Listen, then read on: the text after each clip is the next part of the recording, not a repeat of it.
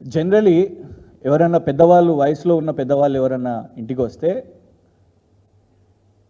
తెలుగు సంస్కృతి ఏంటిదంటే మా ఇంట్లో ఉన్న వాళ్ళను దీవించండి అని అంటాం. అట్లేదన్నా జరిగి ఉండొచ్చు గతంలో. కేటీఆర్ గారికి మంచి భవిష్యత్తు ఉంది, చాలాసార్లు ఓపెన్గా స్మృతి ఇరానీ గారు మాట్లాడినరు, పీయూష్ గోయల్ గారు మాట్లాడినరు. పీయూష్ గోయల్ గారు అయితే నువ్వు కేంద్ర మంత్రివి కావాలి, కేంద్ర ఐటీ శాఖ మంత్రివి కావాలని పీయూష్ గోయల్ గారు అన్నారు. అసొంటి విషయాన్ని నరేంద్ర మోదీ గారు ఎన్నికల ప్రచారంలో కేసీఆర్ గారు బ్లెస్సింగ్స్ అడిగిర్రు కేటీఆర్ కోసము అని అన్నారు. అట్లాంటి వ్యక్తిని మేము మళ్ళీ నమ్ముతామా? అట్లాంటి వ్యక్తిని ఎవరన్నా నమ్ముతారా? ఇవాళ బీఆర్ఎస్ పార్టీ చాలా క్లియర్గా ఏ ఎలక్షన్ అయినా కూడా సింగిల్గా కొట్లాడింది.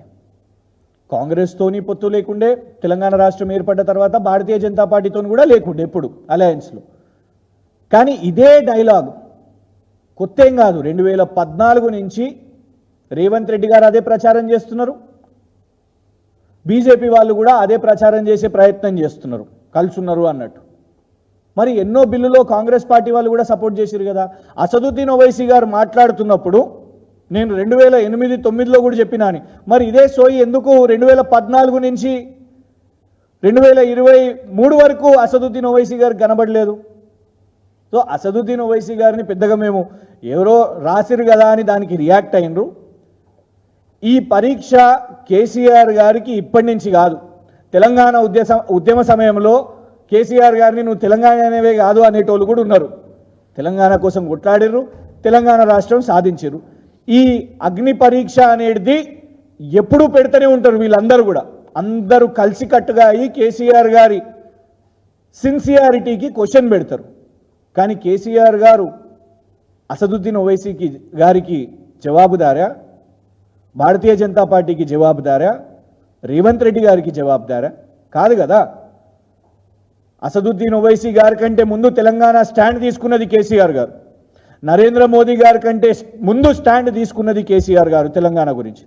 సోనియా గాంధీ గారి కంటే ముందు కూడా తెలంగాణ స్టాండ్ తీసుకున్నది కేసీఆర్ గారు. వీళ్ళందరికీ ఎందుకు కేసీఆర్ గారు జవాబుదారు అవుతారు?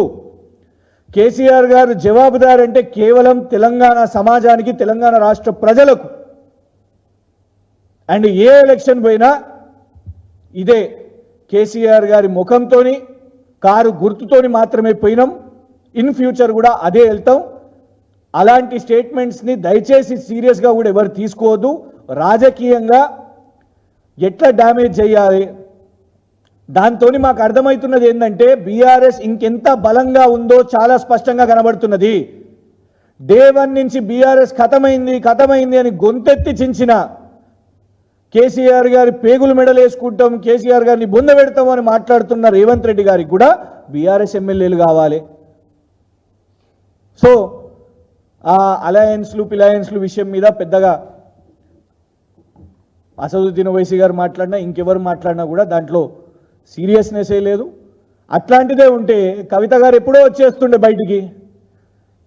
విచిత్రం ఏంటంటే రేవంత్ రెడ్డి గారు మొన్నటి వరకు అసెంబ్లీ ఎన్నికల కంటే ముందు అరెస్టు లేదు, చూసిర్రా కలుసున్నారు, అరెస్టు లేదని.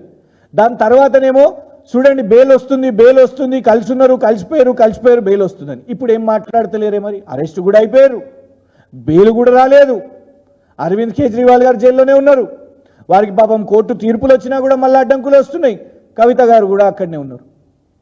సో ఇవాళ అరవింద్ కేజ్రీవాల్ గారి పార్టీ ఇండియా అలయన్స్లో ఉన్న పార్ట్నర్లు అఖిలేష్ యాదవ్ గారు మమ్మల్ని ఎప్పుడు అట్లా అనలేదే. కవిత గారిని జైల్లో అరెస్ట్ చేసి జైల్లో పెట్టినప్పుడు అదే ఇండియా అలయన్స్లో ఉన్న పార్ట్నర్స్ కండెమ్ చేశారు. శివసేన ప్రియాంక చతుర్వేది గారు చేయలేదా? ఎంతోమంది చేశారు. సో ఇవాళ ఈ రెండు పార్టీలు తెలంగాణ రాష్ట్రంలో ఇది వేగ్ అండ్ వైల్డ్ ఎలిగేషన్స్ కానే కాదు. రేవంత్ రెడ్డి గారు అండ్ భారతీయ జనతా పార్టీ కలిసి ఉన్నాయి అని చాలా స్పష్టంగా కనబడుతున్నది.